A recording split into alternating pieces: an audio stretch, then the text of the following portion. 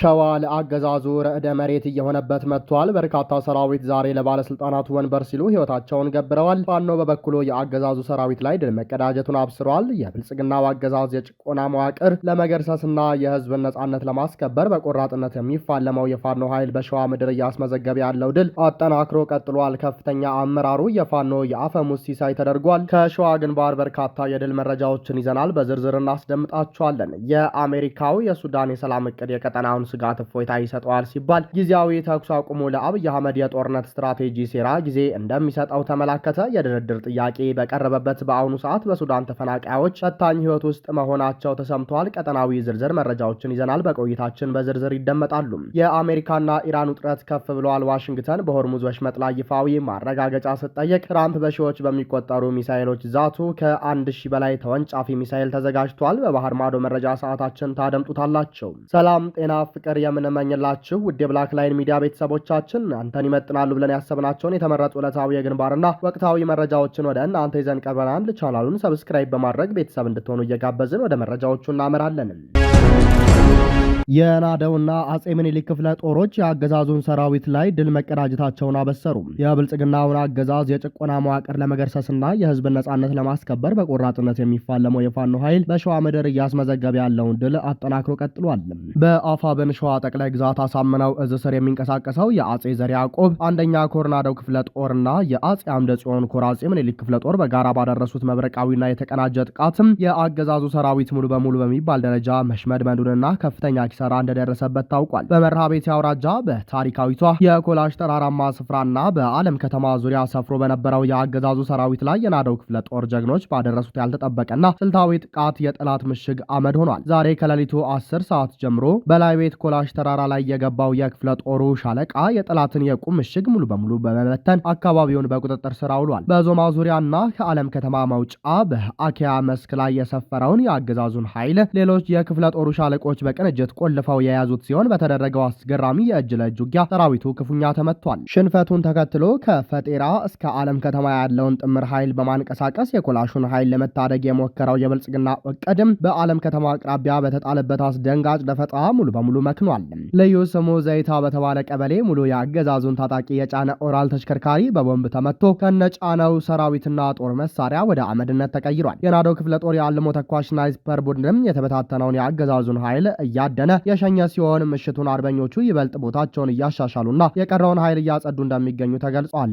በኮላሽ ተራራማ ቦታ ከአመራሮቹ ጋር ሙሉ በሙሉ ከተሸኘው የአገዛዙ ኃይል የተረፉት ወታደሮችና ቁሳቁሶች በፋኖ ቁጥጥር ስር ውለዋል። በዚህ አውደ ውጊያም 3 የኮማንዶ አመራሮች ሲማረኩ 1 ብሬን ከነሙሉ ሸንሸሉ፣ 7 ክላሽንኮቭ ጠመንጃ፣ 3 ማውዘር ወይም መንቶፍ፣ 2 መገናኛ ሬዲዮ፣ 1 ኤፍ1 ቦምብ፣ 12 ካዝናና 7 የደረት ትጥቅ፣ 360 የክላሽ ተተኳሽ ጥይቶችና ሌሎች ልዩ ልዩ ወታደራዊ ቁሳቁሶች በፋኖ በምርኮ ተይዘዋል። በሌላኛው ግንባር በመንዝማማ ክላስተር ሞላሌ ከተማ ውስጥ በአጼ አምደ ጽዮን ኮር ስር በሚንቀሳቀሰው የአጼ ምኒልክ ክፍለ ጦር የተሰነዘረው ድንገተኛ ጥቃት የአገዛዙን መዋቅር ክፉኛ አናግቶታል። ዛሬ ሐምሌ 4 ቀን 2018 ዓ.ም ሌሊት የአጼ ምኒልክ ክፍለ ጦር ቃኞች ወደ ሞላሌ ከተማ ሰርገው በመግባት በወሰዱት የማያዳግም እርምጃ የሚሊሻ መቶ መሪ የሆነውን ኃይሉ ከፈለውን እስከ ወዲያኛው ሸኝተውታል። የፋኖ ቤተሰብ ከብቶችን የዘርፈው በመሸሽ ላይ በነበሩ የሚሊሻ አባላት ላይ በአካባቢው የሚንቀሳቀሱት የአባት አርበኞች በወሰዱት አጸፋዊ እርምጃ የመንዝማማ ወረዳ የሚሊሻ ጽሕፈት ቤት ኃላፊ አቶ ችላባቸው የተባሉ ግለሰብና ሌሎች የሚሊሻ አባላት ተገድለዋል።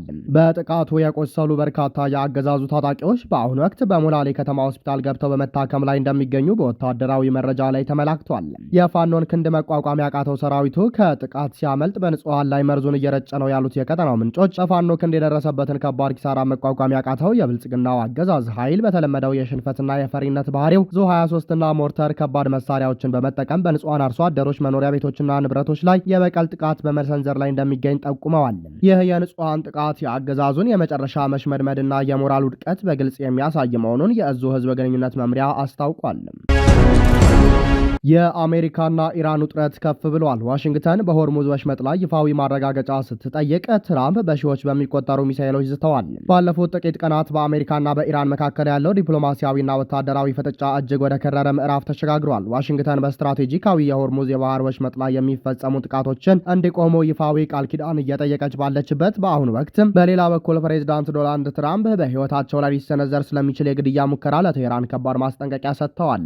ዋሽንግተን የሆርሙዝ ወሽመጥ ዋስትናን ትፈልጋለች። ስማቸው ያልተጠቀሰ ከፍተኛ የአሜሪካ ባለስልጣናት ለዓለም አቀፍ መገናኛ ብዙሃን እንደገለጹት ዋሽንግተንና ቴህራን ከከፍተኛ የኢራን መሪዎች ጋር በሚያደርጉት ድርድር ላይ የተወሰነ መሻሻል እያሳዩ ነው። ይሁን እንጂ ድርድሩ ወደ አስተማማኝ ምዕራፍ እንዲሸጋገር አሜሪካ ቅድመ ሁኔታ አስቀምጣለች።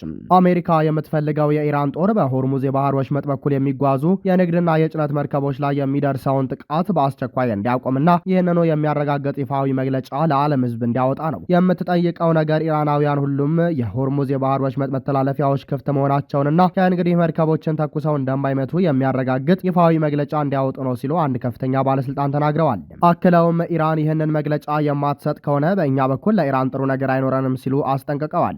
ይህ በእንዲህ እንዳለ የአሜሪካው ፕሬዝዳንት ዶናልድ ትራምፕ በእርሳቸው የማህበራዊ ሚዲያ ትሩዝ ገጽ ላይ ባሰፈሩት እጅግ ቁጣ የተሞላበት ጽሑፍ ኢራን በእሳቸው ላይ በዓለም ዙሪያ የግድያ ዛቻዎችን እያደረገች መሆኑን ገልጸዋል። ትራምፕ ኢራን በእሳቸው ላይ ጥቃት ለመሰንዘር ካሰበች ሀገሪቱ ሙሉ በሙሉ እንደምትጠፋ ዝተዋል።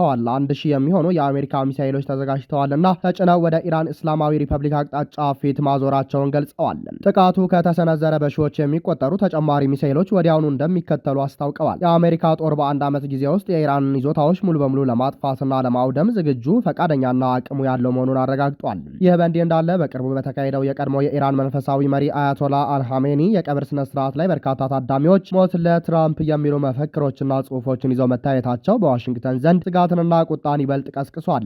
ለአሜሪካ ክሶች ምላሽ የሰጡት የኢራን የውጭ ጉዳይ ሚኒስትር አባስ አራጊቺ ሀገራቸው ከአሜሪካ ጋር በነበራት የተኩስ አቁም ስምምነት ላይ የገባችው ቃል እስካሁን ድረስ በተግባር እያከበረች መሆኑን ገልጸዋል። ሆኖም ግን አራጊቺ ጣታቸውን ወደ ዋሽንግተን በመቀሰር የአሜሪካ የግምጃ ቤት ሚኒስትር የስምምነቱን አንቀጽ 9 እየጣሰ መሆኑንና አዳዲስ ማዕቀቦችን ወይም የኢኮኖሚ ጫናዎችን እያሳደረ መሆኑን በኤክስ ገጻቸው ላይ ከሰዋል።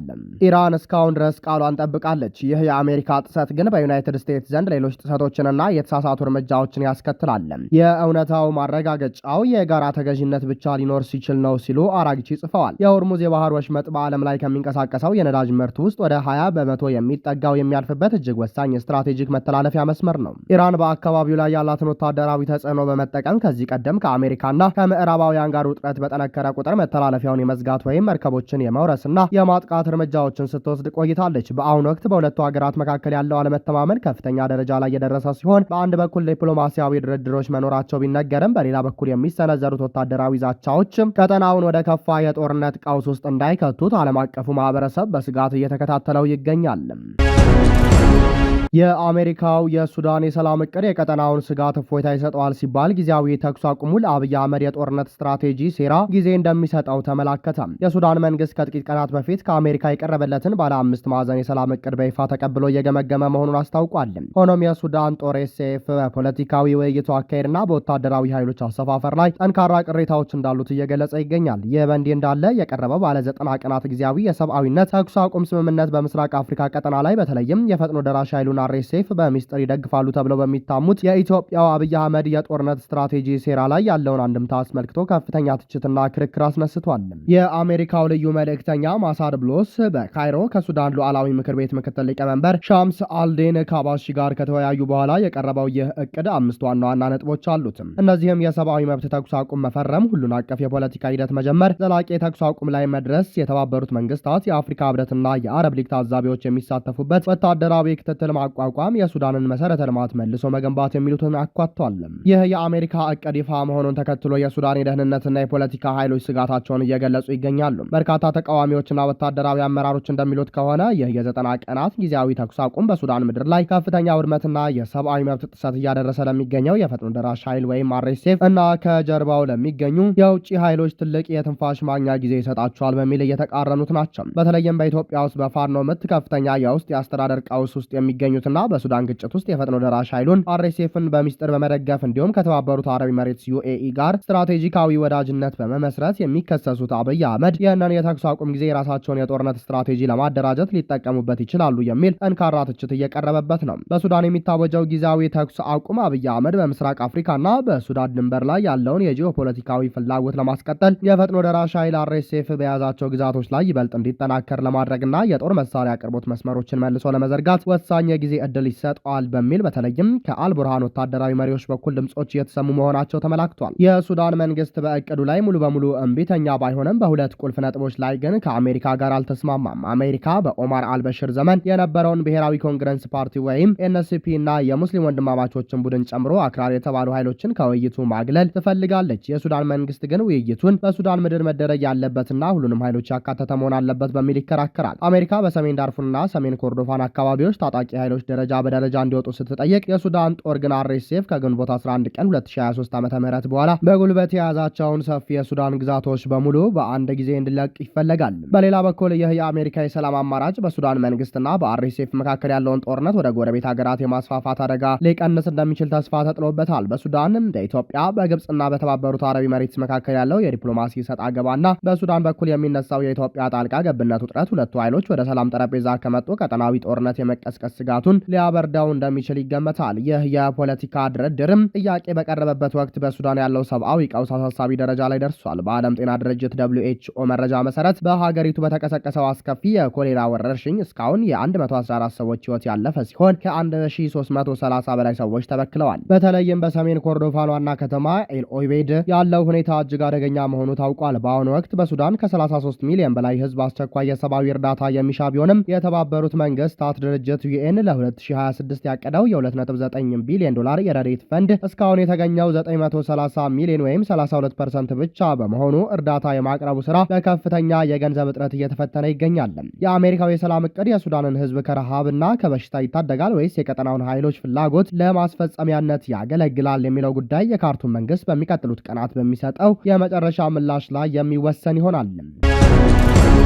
ክቡራንና ክቡራት አድማጭ ተመልካቾቻችን ለሰዓቱ የነበረን የዜናና የመረጃ ስርጭታችን ይህንን ይመስል ነበር። ቻናሉን ሰብስክራይብ በማድረግ ቤተሰብ እንድትሆኑ ጋበዝን። ጤና ይስጥልንም።